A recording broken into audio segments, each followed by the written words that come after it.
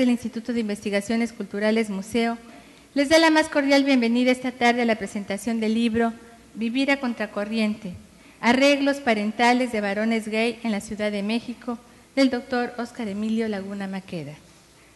En esta ocasión nos acompañan en el presidium el autor del libro que nos ocupa, así como de comentaristas el maestro Julio Guerrero y el maestrante Abraham Nemesio Cerrato. A continuación, me voy a permitir leer algunos datos de nuestros invitados. El doctor Óscar Laguna Maqueda es doctor en Ciencias Sociales con especialización en Estudios de la Mujer y Relaciones de Género por la Universidad Autónoma Metropolitana. Actualmente está realizando una estancia postdoctoral bajo el auspicio de CONACYT en este Instituto de Investigaciones Culturales Museo, donde además de apoyar las actividades formativas de los y las estudiantes de la maestría en estudios socioculturales, está realizando una investigación denominada Remodelando la masculinidad, el caso de los bailarines de centros nocturnos para varones gays. En cuanto al maestro Julio Guerrero Mondaca, es licenciado en Psicología y maestro en Estudios Socioculturales por la UABC. Es profesor de tiempo completo en la misma universidad, adscrito al Instituto de Investigaciones Culturales Museo. Su línea de investigación es el estudio de los hombres y las masculinidades desde la perspectiva de género y la medicalización del género y la sexualidad. Por su parte, Nemesio Cerrato Guzmán es licenciado en Trabajo Social por la Universidad de Guanajuato. Actualmente es estudiante de la maestría en Estudios Socioculturales, en la que desarrolla su tesis denominada Salir del closet, un acto político. Para dar inicio a nuestro programa de esta tarde, cedo la palabra al maestro Julio Guerrero. Al concluir las presentaciones, se abrirá un espacio de preguntas y comentarios. Buenas tardes, muchas gracias por acompañarnos a la presentación de este libro. Le agradecemos mucho a Óscar Laguna, que nos acompaña en el instituto desde hace ya un año, más o menos, va a cumplir un año. Como comentó, gracias Aglae. Como comentó Aglae, Óscar está realizando una estancia postdoctoral aquí con nosotros y parte de las actividades con las que nos está apoyando es en la formación académica de nuestros estudiantes de la maestría en estudios socioculturales. Parte de estas actividades formativas es la presentación de este libro, que a propósito de la conmemoración del Día Internacional contra la Homofobia y la Transfobia, pues quisimos aprovechar el espacio y la conmemoración pues para hablar de su libro que resulta de su tesis de doctorado. Me parece, lo estuve revisando y me pareció que es un libro revelador, es muy completo. Hay un objetivo claro desde el inicio, ¿no? Es un prólogo del doctor Raúl Balbuena, quien fue parte de su comité de tesis en el doctorado. Y me pareció que hay un objetivo político muy claro en el texto, además de dar testimonio a estos varones que están ejerciendo la parentalidad o estos arreglos parentales, que es, Óscar usa el término desgenerar, pero a mí el término degenerar sin ese me parece muy atractivo, ¿no? Me parece muy subversivo, y yo diría que el propósito del libro es precisamente degenerar las relaciones parentales, las relaciones de crianza, y deshacer estas categorías dicotómicas con las que estamos organizados socialmente. En término que más se critica a lo largo de todo el texto es el de homoparentalidad, que nos comenta Óscar que en un inicio fue muy útil políticamente para visibilizar estas demandas que tenía la comunidad LGBTTI, de ejercer también su derecho a la crianza, ¿no? Y que le había sido negada pues por cuestiones, por motivos de homofobia. Y afortunadamente, al dar paso a la legalización de los matrimonios de personas del mismo sexo, pues ahora sigue el paso más complicado desde mi punto de vista en esta historia de que las parejas del mismo sexo ejerzan su derecho a la crianza, que es transformar el concepto de familia, que también es algo a lo que se aboca Óscar durante todo el texto, ¿no? Básicamente es deconstruir el concepto de familia, y ya había habido otros esfuerzos por formular un criterio o un concepto más inclusivo, donde el término familia no queda reducido a la participación de la familia tradicional, ¿no? Lo que conocemos como familia nuclear, papá, mamá, hijos, ¿no? Usualmente hijo, hija, familia de 4, por lo menos en las imágenes que circulan por todos los medios de comunicación, ¿no? Entonces se había intentado pluralizar el término, se había agregar una S al final, para algunos les parecía suficiente, sabemos que no es así.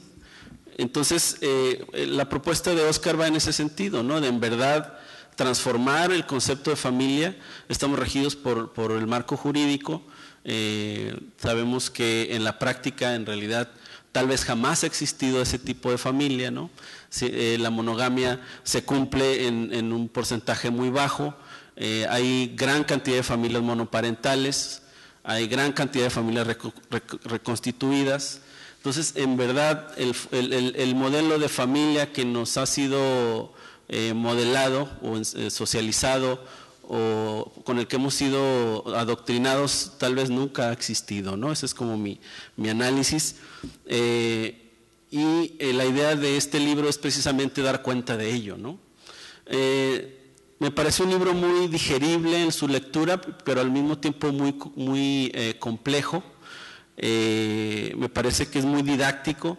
Yo no soy un especialista en el estudio de las homosexualidades o en las cuestiones que tienen que ver con la comunidad LGBTI, pero había estado yo revisando cuestiones de heteronormatividad asociadas a la homofobia, claro, porque la homofobia es un elemento importante en la constitución de las masculinidades, y por ese lado yo estoy interesado en la homofobia. Con este libro se me abre un panorama mucho más amplio al momento de yo estar estudiando las masculinidades, de estudiar a los varones. Me permite visualizar el impacto que tiene estas normas o esta cultura de género, como la llama en el transcurso del libro Óscar. Cómo impacta las masculinidades hegemónicas, incluso en quienes no se asumen como tales, ¿no? Que no se encuentran incluidos en estas categorías que hemos diseñado desde el sistema sexo-género, ¿no?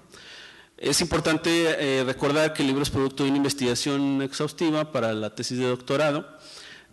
Aborda con mucho tino la complejidad del tema, analiza aspectos socioeconómicos de las dinámicas sociales, esta trayectoria de crisis que hemos venido teniendo desde los 70s y cómo ha impactado en la conformación de las familias y en las dinámicas sociales, ¿no? En todos los niveles.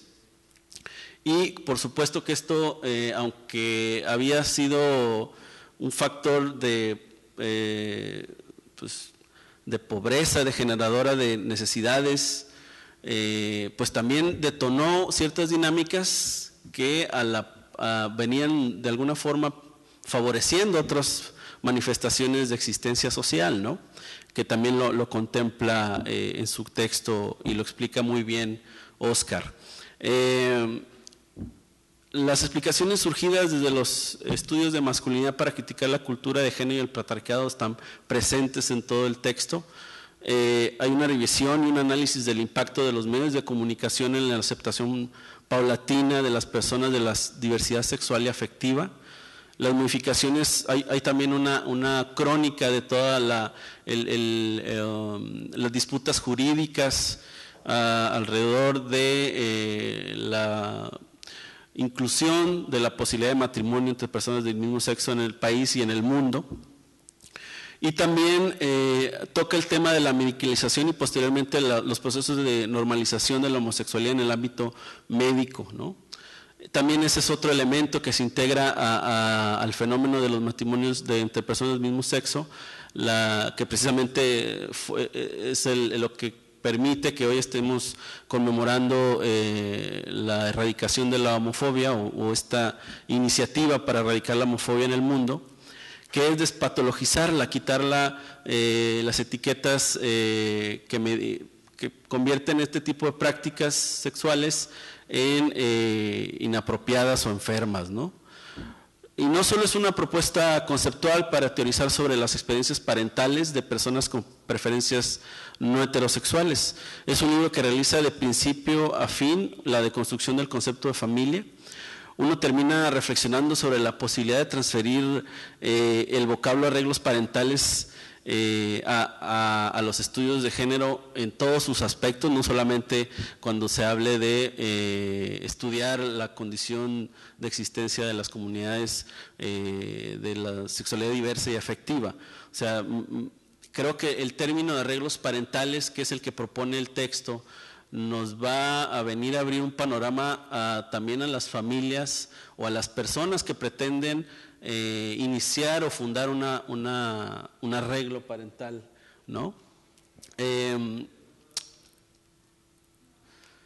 Lo que me parecía más interesante es que, reflexionando sobre, por lo menos en el caso de Mexicali, que lo que yo he estado observando es las mujeres y los hombres están posponiendo el matrimonio, están posponiendo la llegada de los hijos, y a la par está la comunidad LGBTI intentando tener esa oportunidad de crianza, ¿no?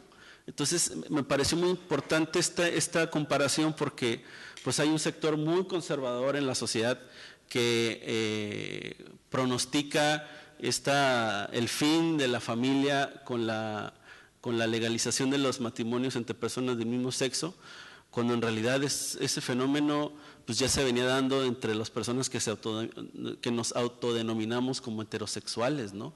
Entonces más bien pareciera que de alguna forma estas personas, o por lo menos en los casos que nos describe en su texto Óscar, pues lo que están tratando de hacer es hacer que el concepto de familia que ellos conocen se persista y se traslade al modo de existencia de ellos, ¿no? Cuando entre las personas heterosexuales no está esa necesidad, y eso me parece que es un punto que tendríamos que analizar más profundamente. Un elemento no menos importante que Óscar considera para su análisis es la condición de clase. Entre los 10 casos que él presenta para hacer en su trabajo de campo, pues sí, la condición de clase permite que las parejas del mismo sexo tengan unas posibilidades o un acceso a otras condiciones de vida que tal vez las parejas homosexuales de clase media o baja no tendrían la posibilidad de hacer, ¿no? De entrada, la forma de acceder a los infantes, ¿no?, por vía de la adopción, por vía de la subrogación de úteros, que es como la vía más costosa, ¿no?, para poder tener hijos en el caso en cualquier caso. Entonces también está cruzando diferentes categorías en su análisis, no solamente la cuestión de la preferencia sexual, obviamente.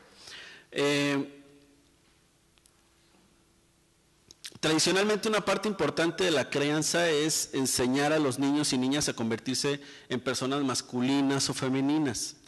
Esto de alguna forma condiciona el actuar de los padres, ¿no? Qué tipo de afecto mostrar para con los niños y para con las personas con los que el niño se relacionan, según seas padre o madre, qué tipo de juegos y juguetes se vale jugar o usar para jugar, el tipo de vestimenta, esta segregación del aspecto lúdico en clubes de Toby y en clubes de Lulú,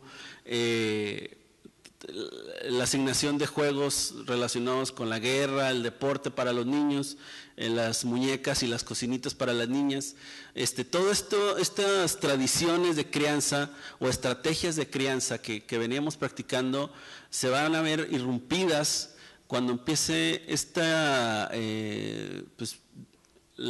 las personas del mismo sexo puedan contraer matrimonio, van a modelarnos estos estilos de crianza, ya nos lo están haciendo como nos lo expone en el texto Óscar, y creo que eso va a favorecer mucho la ruptura de los modelos tradicionales de crianza, ¿no? Que usualmente pues están regidos por la heteronormatividad, hay los varones como padres se relacionan de una forma muy diferente que las madres con sus infantes, y por lo que describe Óscar en su texto, en su investigación, encontró que esto puede romperse a partir de que las personas del mismo sexo puedan tener la oportunidad de adoptar y de crear hijos por su cuenta, ¿no? Van a modelarnos otros estilos, otros arreglos parentales. Creo que esto va a ser de las cuestiones que en el mediano y largo plazo van a ser benéficas para toda la dinámica social.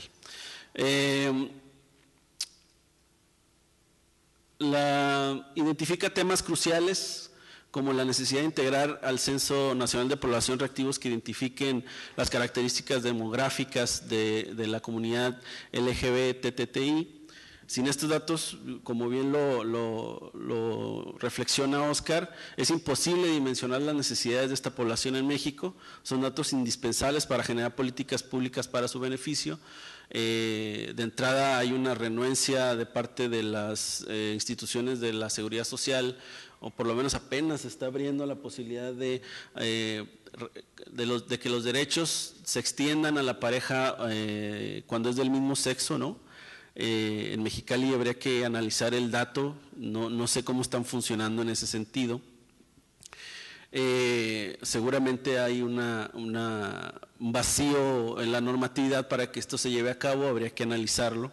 No sé en el DF cómo está funcionando, ahorita a ver si nos puede platicar un poquito más del contexto del Distrito Federal, que es muy distinto al de Mexicali, y que por eso también me parece importante que este libro fuera presentado aquí, ¿no? Donde apenas se acaba de celebrar el primer matrimonio entre personas del mismo sexo en Mexicali y marca un precedente importante en términos de jurisprudencia, ¿no? A pesar de la descripción detallada de los triunfos en materia jurídica que nos describe Óscar al hacer toda esta crónica de las disputas en el ámbito legislativo y judicial para que se reconozcan los derechos de las personas del mismo sexo, tampoco nos muestra un optimismo ciego. También reconoce Óscar que esto, a pesar de que estos se pueden considerar logros, a la larga pueden ser también desventajas para la forma en que se concibe la posibilidad de desestabilizar el género en la sociedad mexicana, ¿no?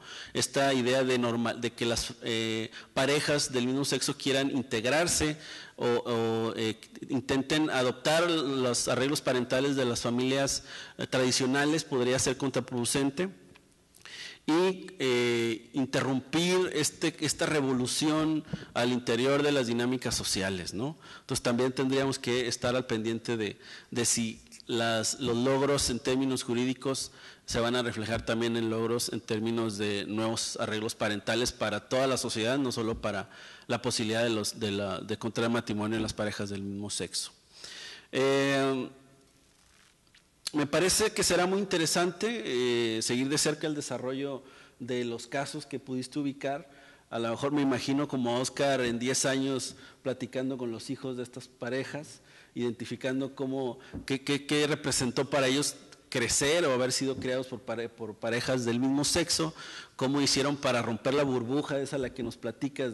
A veces uno de los arreglos parentales de los que nos platica Óscar en su texto es que de repente puede haber una protección de los hijos para que no se enfrenten a la homofobia de la que usualmente son víctimas las personas con preferencias sexuales diferentes a las no heterosexuales, diferentes a las heterosexuales, ¿no? Y que en ese afán de protegerlos pues pueden limitar mucho la interacción, puede haber un ocultamiento de su identidad sexual o de su preferencia sexual, y esto puede pues no ser tan benéfico también, ¿no? Entonces habría que ver cómo evolucionaron esos arreglos parentales en todos los casos que que identificó Óscar, y creo que rara vez se realizan investigaciones con tanta duración, pero creo que México lo amerita, ¿no? Lo necesita. Necesitamos datos que evidencien que los arreglos parentales entre personas del mismo sexo no son ocasionadoras de confusión, de transmisión de enfermedad, de abuso de menores. Creo que todos estos mitos que circulan alrededor de la parentalidad con personas del mismo sexo, ¿no? Y bueno, para cerrar mi comentario y darle paso a Nemesio, creo que algo que proyecta este libro es precisamente la posibilidad en los cambios de los arreglos parentales en las personas que integran a la familia tradicional. Pronostico que el aprendizaje que se genere a partir de la experiencia de padres gay y madres lesbianas permitirán cambiar las estrategias de crianza incluso en las uniones heterosexuales, principalmente la parte de generar a los hijos e hijas, ¿no? Los matrimonios entre personas del mismo sexo y sus arreglos parentales permitirán crear alternativas a la crianza tradicional, los cuidados y desmitificar el mito del varón desvinculado de la parentalidad y el cuidado de otros. Eso creo que lo más me pareció muy relevante de tu texto.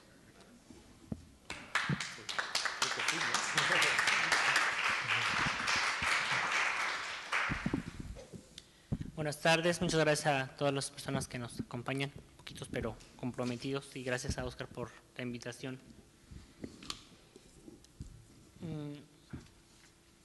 Bueno, pues quiero hacer algunos comentarios breves y un poco como una reseña del libro.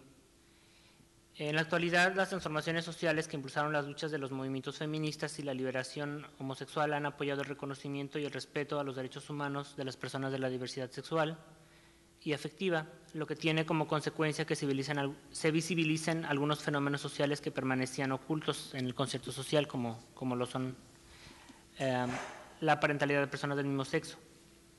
Adicionalmente, diversos hechos, movimientos y fenómenos se tuvieron que engranar y conjugar para que podamos identificar los arreglos parentales de los varones gay en la Ciudad de México. Ellos permitieron tanto su reconocimiento como la identificación de sus necesidades. A partir de su visibilización, los arreglos y relaciones de las parejas del mismo sexo han sido reguladas y legalizadas. Esto ocurrió en varias partes del orbe y México no estuvo excluido de estos procesos, aunque, bueno, ciertamente solamente ha sido la Ciudad de México como tal. En este país, algunos estados, bueno, están iniciando la discusión, claro que con la lucha de los grupos opositores. De hecho, la Asamblea Legislativa del Distrito Federal en 2009 reformó varios artículos del Código Civil, con lo que se posibilitó el matrimonio y la adopción de infantes por parejas del mismo sexo. Tales modificaciones son muy recientes, por lo que no han tenido impacto significativo en los procesos de homofobización de los varones ni en la homofobicidad, que son términos que Óscar crea a partir de su trabajo de campo y que describe y discute en su trabajo, y que creo que son términos que es necesario, bueno, que ya nos platicará también en la profundidad, y que son necesarios para la academia, para complejizar lo que se entiende por homofobia, y que muchas veces puede no resultar tan explicativa como esperaríamos.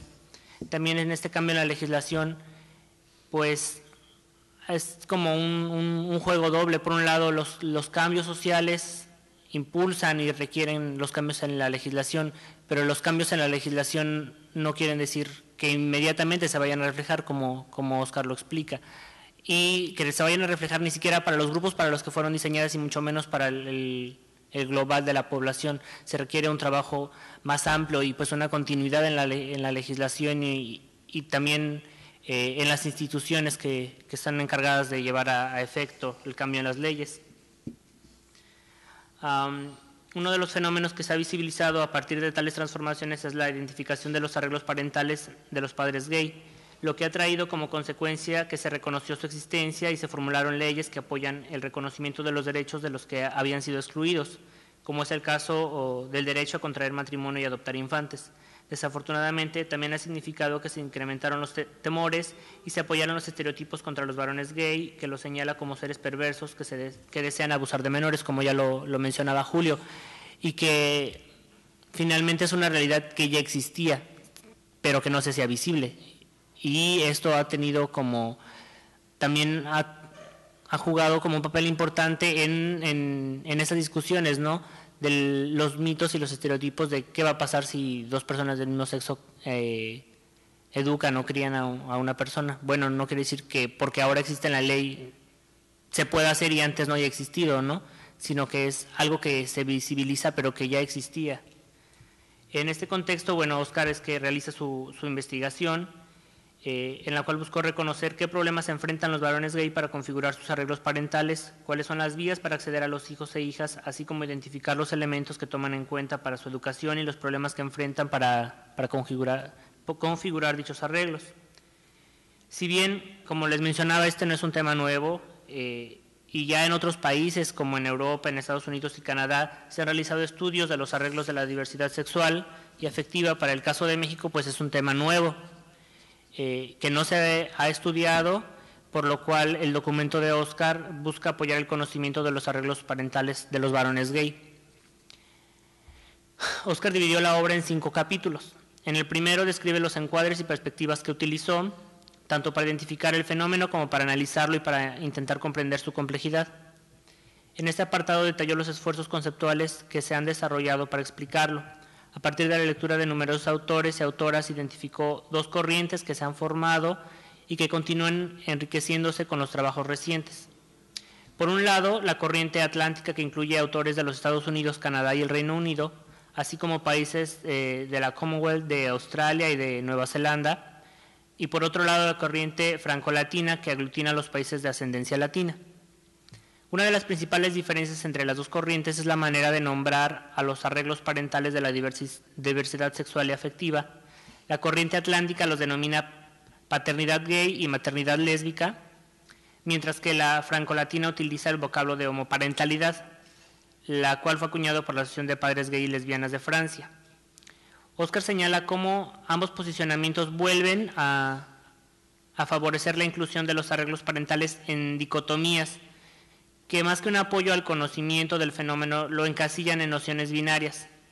Por ello, proponen la utilización de una tercera vía que se desvincule de las imposiciones del binarismo cartesiano, este término de arreglos parentales. El segundo capítulo describe los movimientos, transformaciones y fenómenos sociales que sirvieron de antecedente a la visibilización de los varones gay. Dado que este fenómeno no es exclusivo de la Ciudad de México, en el capítulo 3 describe los antecedentes históricos tanto nacionales como internacionales que favorecieron el avance en el reconocimiento de los derechos de las personas de la diversidad sexual y afectiva a establecer uniones civiles o a contraer matrimonio, así como adoptar infantes.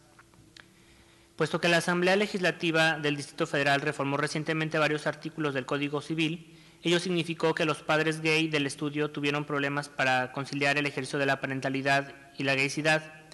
En este mismo capítulo describe los procesos legislativos, así como las diferentes discusiones que se dieron en los ámbitos legislativo, judicial y social. En el cuarto capítulo describe las maneras que tienen los varones gay para ser padres. Ellos desarrollan diversas estrategias, las cuales les permiten acceder a los hijos, ya sea de manera biológica, legal o social. El modo como llegan a ser padres influye en la forma como ejercerán la paternidad, mientras que su experiencia de vida y el entorno les inducen a desarrollar prácticas e implementar estrategias tanto para proteger su arreglo parental como para favorecer la educación de los infantes. En estas relaciones que se establecen en los intersticios dejados por las relaciones y prácticas sociales naturalizadas, señalan su reificación y posibilitan el cuestionamiento de las jerarquías que estructuran dichas relaciones, lo que posibilita la desestabilización de algunas concepciones definidas por la cultura de género vinculadas a los procesos de configuración de la familia tradicional, así como las prácticas de crianza y cuidado de los infantes. Por último, en el capítulo 5 describe algunas de las semejanzas y diferencias que identificó entre los arreglos parentales de los padres gay. Asimismo, señaló algunos de los impactos de las nociones tradicionales de familia, paternidad o maternidad.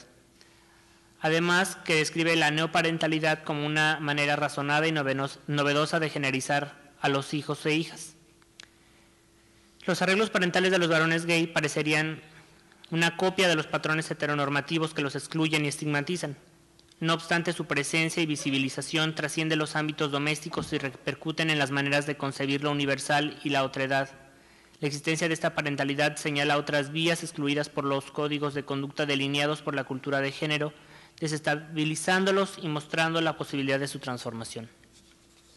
Finalmente, bueno, como de manera global, pues yo creo que Óscar discute mucho la cuestión del cambio de la legislación y el cambio en la vida cotidiana, lo que significa en la vida cotidiana o las implicaciones en la vida cotidiana, y como en un ejercicio dialéctico de ida y vuelta, vida cotidiana, cambio de la legislación, vida cotidiana, y finalmente visibilizar que, aunque podríamos pensar que es irruptivo, que cuestiona las formas de crianza, en realidad las formas de crianza son como culturalmente construidas y no hay grandes diferencias.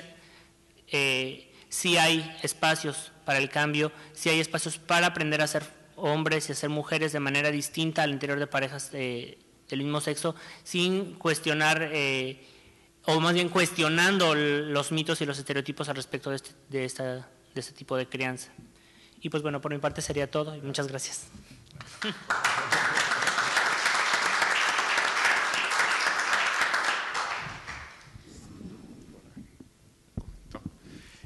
Muchas gracias al Instituto de Investigaciones Culturales por haberme permitido esta presentación. Gracias a Julio, gracias a Nemesio y bueno, también gracias a Raúl, que fue uno de los lectores de la tesis y también quien escribió el prólogo amablemente. Gracias por venir. Les comento de qué surge esta idea. Ya saben, uno entra con muchas ilusiones al doctorado y con muchas cosas en la cabeza. Entonces yo llegué y dije, bueno, yo quiero estudiar cómo socializan los padres gay a sus hijos. Y mi idea era lo que dice Julio, de que en 10 años ve cómo los educaron. Simplemente yo lo quería ver en 2009, lo que él pide para dentro de 10 años, y no se pudo. Tuve que dar marcha atrás, dar un paso atrás.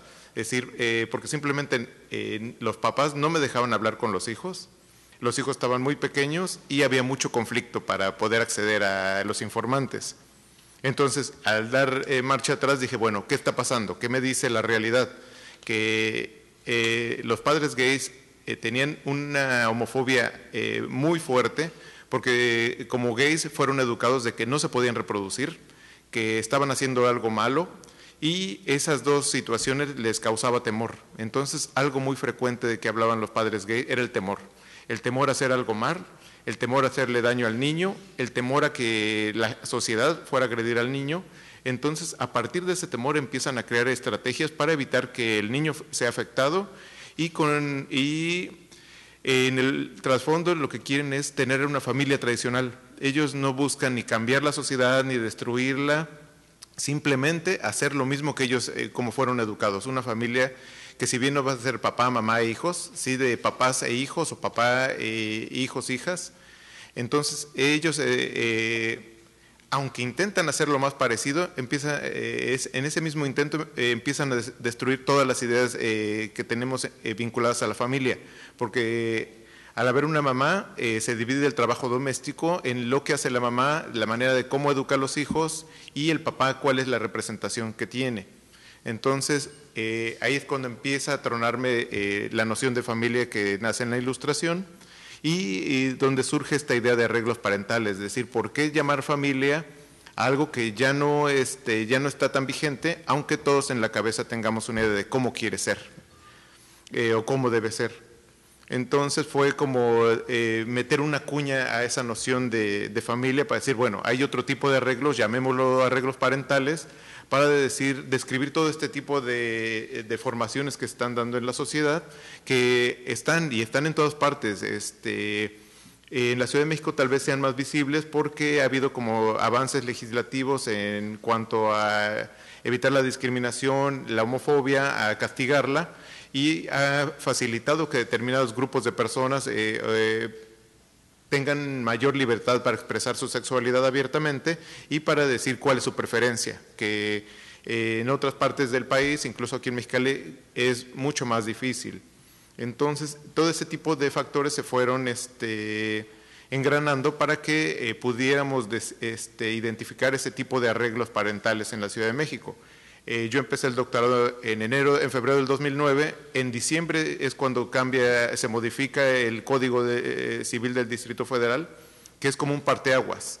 Podemos identificar los varones gay que vivieron la época de las racias, de la discriminación, de la exclusión, de la invisibilización, y a partir de que los derechos humanos de las personas de la diversidad sexual y afectiva ya son reconocidos por la Constitución y también por el cambio en el Código Civil, podemos identificar que hay un cambio de mentalidad.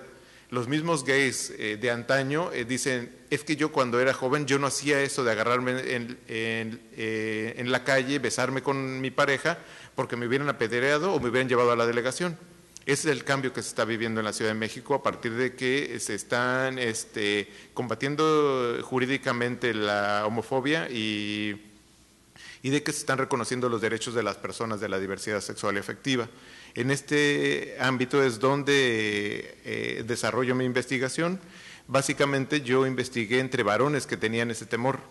La siguiente generación de varones gay que ya viven con estas posibilidades están cambiando la mentalidad y probablemente si en unos 5 años estudiara algo similar encontraría cosas completamente distintas, porque ya los varones están interiorizando sus derechos y están viendo la manera de cómo pueden vivir una vida normal, por así decirlo. Que finalmente lo que los varones gay no quieren vivir en guetos, quieren ser parte de la sociedad, tener derechos y las mismas obligaciones que cualquier ciudadano o ciudadana. Dentro de la investigación busqué referirme a todos los antecedentes de donde abreva todo este tipo de situaciones, ver cómo los padres acceden a los hijos, los padres actuales, que era de la manera más tradicional, es que llega el niño y no sabes ni cómo llega. Hay padres que vieron que un niño era violentado y dice, no, quédate conmigo, y sin saber que en ese momento iba a cambiar su vida, porque con el paso del tiempo esa relación se forma en un vínculo parental y se dan cuenta cuando el niño le empieza a decir al adulto papá. Dice, ese es un tipo de arreglo que surge espontáneamente. Hay otros que es por legado, por herencia de que mueren los padres y por así le dejan al cuidado al pariente y resulta que es homosexual, o varones de clase alta que también hay que deciden yo quiero tener hijos, ya teniendo como nociones de Estados Unidos, Europa, y encontré una pareja que estaban en el proceso de contratar un útero, que es como un proceso ya como muy comercial, ya no hablan de personas, sino simplemente se está subrogando un útero y se está contratando a una donadora de óvulos. Entonces, todo eso implica dinero y cuestiones legales, porque tendrían que buscar un estado de los Estados Unidos que reconociera la paternidad de personas del mismo sexo, tenían que hacer juicios para que la madre perdiera la patria potestad y la ganara el otro padre.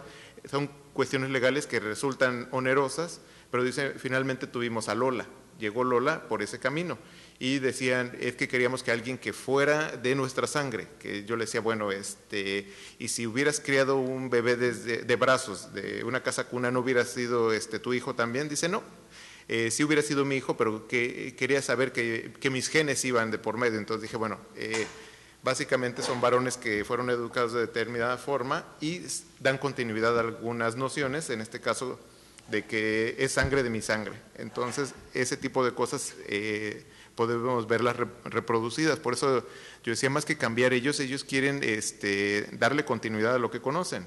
En el día a día es donde se encuentran los pequeños quiebres y usualmente los niños son los que realizan los cambios. Cuando los principales cambios se encuentran en quien realiza las labores domésticas. Usualmente por las cuestiones tradicionales que la mujer realiza la comida, cuida al niño, pero en este caso es un hombre que lo hace. Entonces hay un quiebre cuando va a la escuela y dice, es que mi mamá cocina y platica con los amigos, y dice, no, mi papá hace esto y también hace esto. Entonces el niño empieza a modificar la manera de pensar y de concebir cómo es una familia y cómo deben ser un papá y una mamá.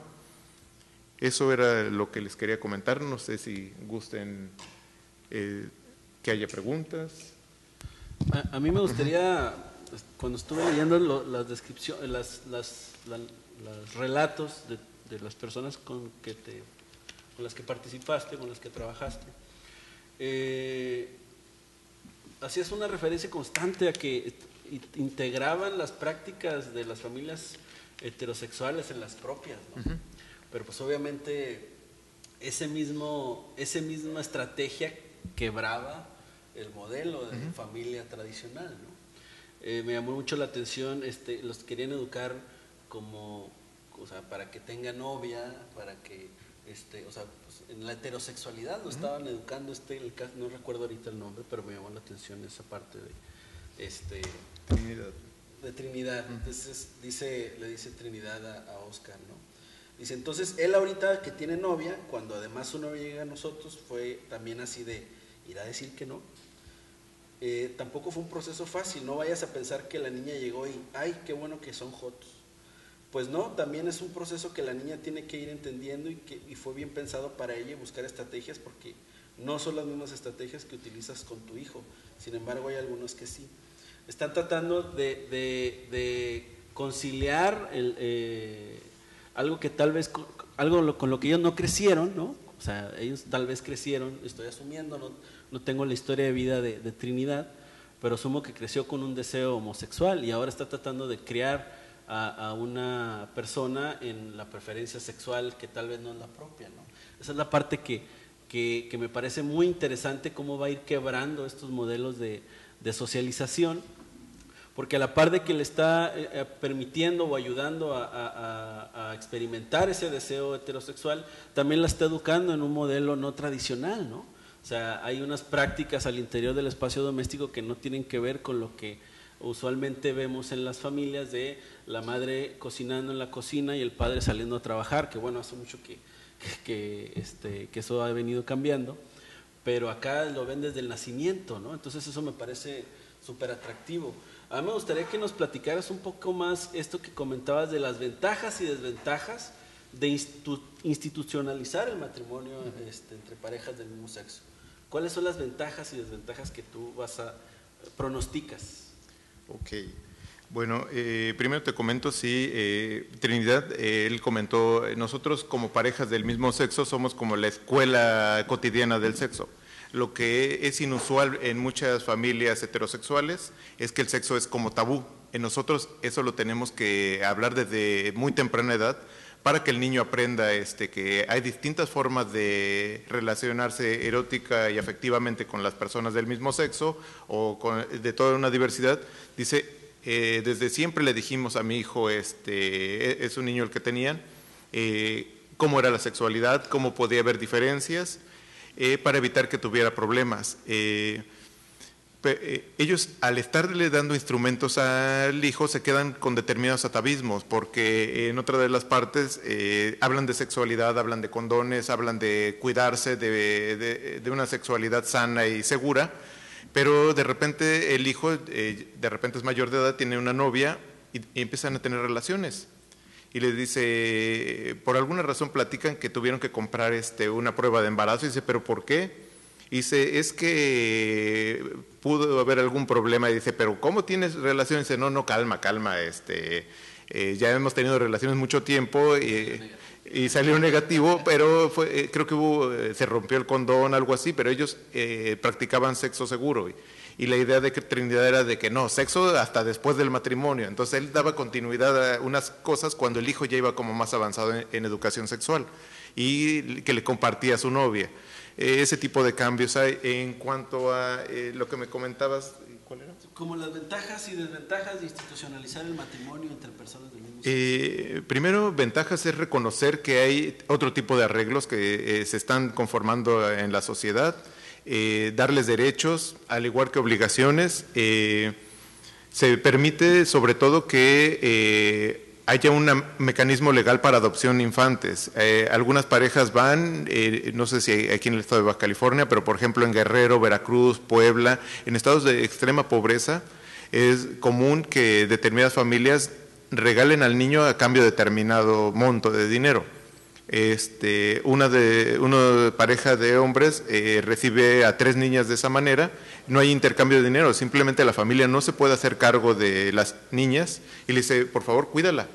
Entonces las registran con la hermana de uno de ellos y uno de los varones como papá, pero ha sido un problema para obtener papeles y eso. Entonces, desde que se cambia el Código Civil ya les da el derecho de la adopción. Lo que actualmente se tiene que hacer es cambiar la mentalidad de la burocracia, que el DIF nacional pide un montón de cosas para las parejas heterosexuales. Las homosexuales ya ni siquiera van al DIF, porque dicen, si las heterosexuales no se los dan, imagínate nosotros. Lo que están haciendo es ir al gobierno del DF, que tiene casas cuna, y se ponen como lista de espera como cualquier otra pareja, y a partir de eso están obteniendo a los niños, que finalmente gran parte del pleito que hubo en la Asamblea Legislativa era de que, bueno, y los derechos del niño, y utilizaban creo que el artículo 16 de los derechos del niño, que decían que todo niño debe de tener una familia, y entonces los conservadores decían, sí, de familia, de papá, mamá y hermanitos, y los otros decían, no, de una familia que los cuide. Entonces aquí no dice la sexualidad de los padres, que era como muy importante, que el mismo artículo se usaba a favor y en contra de la legislación que se estaba cambiando. Permite el reconocimiento de este tipo de arreglos parentales, cuántos son, qué necesidades específicas tienen. En cuanto a lo negativo, yo todavía no le encuentro que pudiera haber cosas. Básicamente ya empieza a haber divorcios, como todas las parejas llegan con un anhelo de que, ay, qué bonito, nos vamos a casar y todos nos vamos a ver y la fiestísima. Pero a los 2 años dicen, no, sabes que no era lo que quería. Entonces empieza, los mismos del Código Civil les dicen, ¿para qué se casaron? No que querían tener los derechos al matrimonio, ¿para qué se divorcian?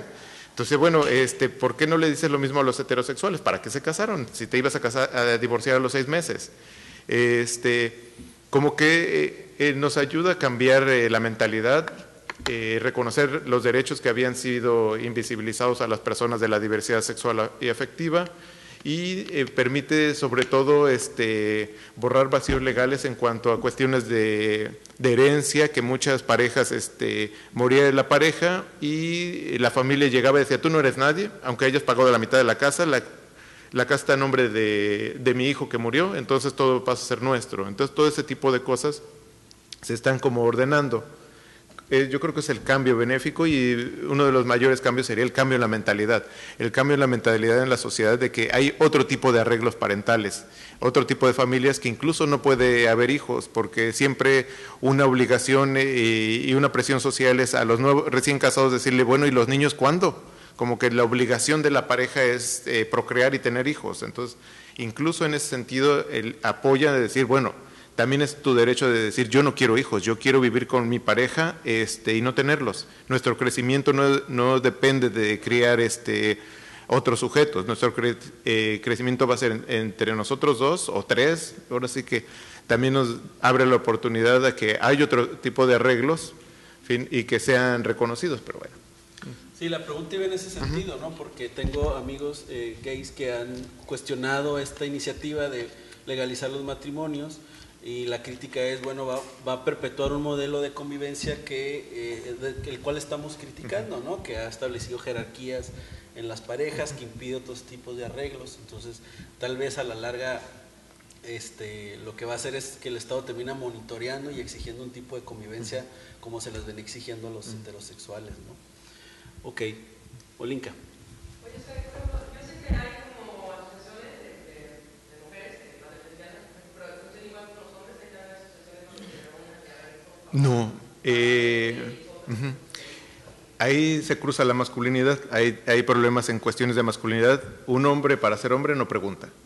Tú, y yo dije, bueno, yo les preguntaba a quién le preguntaste, a quién te apoyabas, y decía, bueno, me recordaba cómo me cuidaban, le pedía ayuda a mi mamá, pero no hay, también eso fue lo difícil, de que no hay organizaciones de padres para comunicarse. Los hombres gay es como fácil ubicarlos, van a antros, van a saunas, van a cines, pero tan pronto tienen un hijo cambian su vida, se excluyen completamente y la vida gira en torno de los niños o las niñas. Entonces fue muy difícil porque no se vinculan, no hay intercambio de experiencias. Hay un círculo que se llama Círculo de Familias Diversas, que procura ser inclusivo, pero las veces que yo fui básicamente eran personas trans y mujeres lesbianas. Y les decía, ¿y los hombres? Me decía, es que dicen que no se sienten a gusto porque platicamos solo cosas que nos interesan. Bueno, no lo dijeron así, yo fui y platicaron de cómo se inseminaba de manera natural a una mujer lesbiana a través de un donador de esperma, sin tener que pasar por una cuestión médica. Entonces, y yo le pregunté a uno de los padres que asistió y decía, es que ellas hablan de cosas que a mí no es parte de mi vida. Entonces, buscaban referencias del extranjero, buscaban lecturas, los que buscaban, y los que no, pues era apegarse lo más al canon conocido, que es cuando más había posibilidad de ruptura, de que mientras más te quieras apegar a cómo debería ser, es cuando más clara haces la diferencia. Y ya.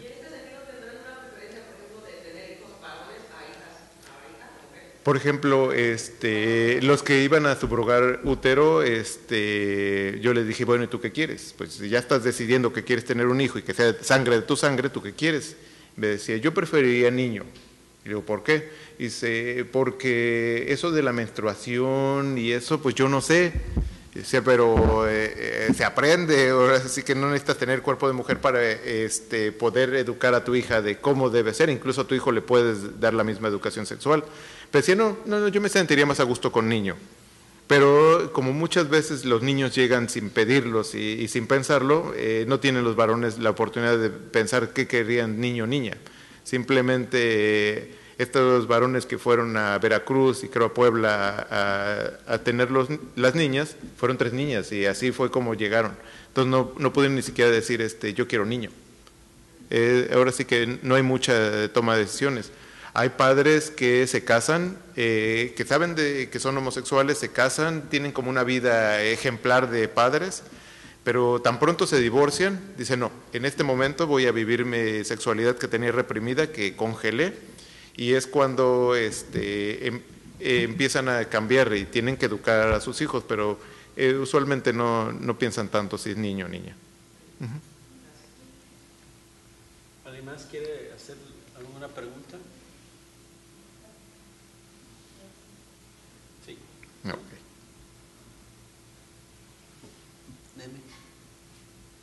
No. Bueno, si no hay comentarios o preguntas, pues podríamos dar por terminada la presentación del libro. Les agradecemos mucho que hayan participado, que hayan asistido. Los invitamos también, mañana va a haber otras actividades para conmemorar el Día Internacional contra la Homofobia. Sí. Por ahí está pegado el programa en la puerta para que lo revisen y si pueden nos visiten, ¿no? Muchas gracias por su asistencia. Nos vemos. Gracias.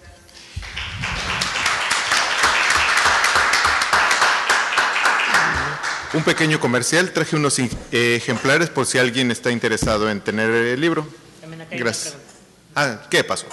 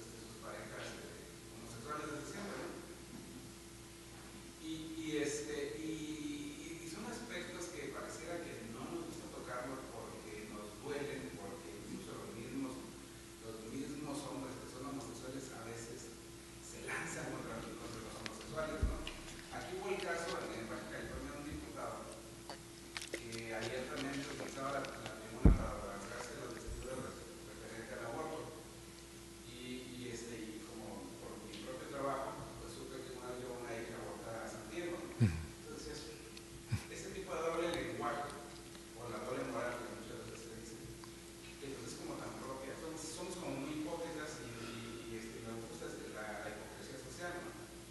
También se habla de esta cuestión del abuso, supuestamente un mayor riesgo de abuso sexual de niños cuando la pareja es homosexual. ¿Cómo se llama? Heterosexual no existía. Luego ahí ves a los sacerdotes, ¿no? Lanzados los pederastas por antonomasia, ¿no? Lanzándose contra los gays, que además hay muchos gays en el sacerdocio, ¿no? Y la sociedad que requiere, si no cuestionar algunas situaciones de la vida cotidiana. Marcial Maciel, ¿no? Es un caso verdaderamente espantoso, ¿no? Protegido por el nuevo santo de la Iglesia Católica, ¿no? Esas cosas en las cuales nos callamos y no levantamos la voz y decimos, bueno, ¿de qué se trata?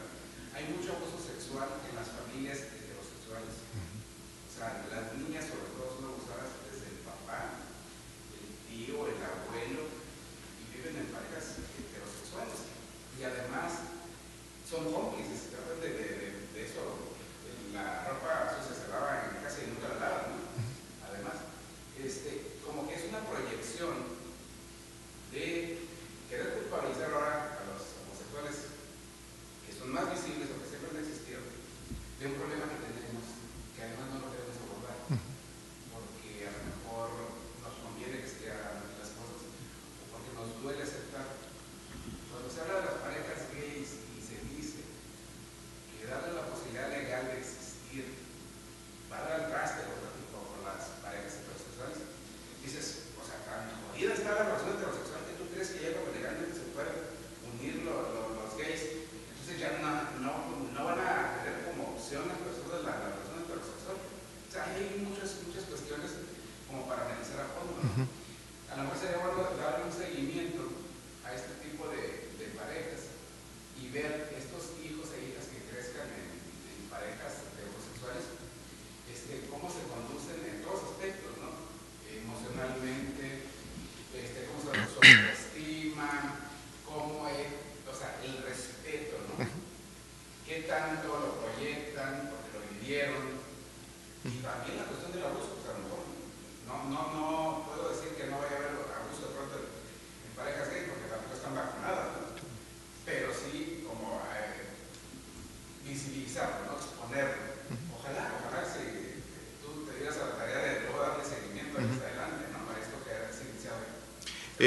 Mira, aunque el cambio fue solo en el Distrito Federal, afecta a todo el país. Están yendo muchas parejas al Distrito Federal a casarse. Y hay organizaciones de la sociedad civil que les dicen a las parejas de los estados, quieren venir a casarse, requieren todo esta papelería para entregársela, las bodas van a ser tal día, mándenla, nosotros hacemos todo para que ustedes paguen el avión o depende de dónde vayan, se casen y regresen. Porque ya con un papel, un acta matrimonial, lo que están haciendo es Seguro Social, Instituto de Seguro Social, Servicio de los Trabajadores del Estado, estoy casado, es mi pareja y la quiero que la incluyas. Esos son los cambios que se están dando.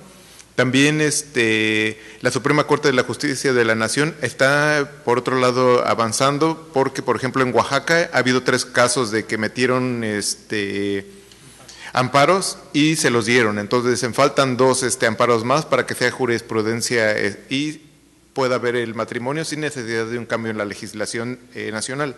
Entonces, como que sí se está avanzando. Los padres gay que yo estudié siempre tienen ese temor, como les comentaba, el temor siempre está presente de que la gente piense que quieren crear niños para meterlos a su cofradía. Entonces, ellos incluso son homófobos con sus propios hijos y casi que le dicen tú machito, no le dicen al hijo yo soy gay, nada, aquí todos somos hombrecitos y te vas al foot, te vas a estudiar esgrima para evitarte que me vayan a achacar que eduqué un gay. Ese es como el temor de los padres, así como los padres heterosexuales Los padres heterosexuales piensan que tienen una falla cuando el hijo se asume como homosexual o como lesbiana. Así los padres gay tienen ese temor de que digan, porque eras gay, lo educaste como gay. Entonces procuran ser muy estrictos. En Estados Unidos, en Canadá, en Europa, sí hay estudios ya de los hijos. Los padres gay usualmente son más estrictos con los hijos porque tienen que demostrar que son buenos padres y que educan bien.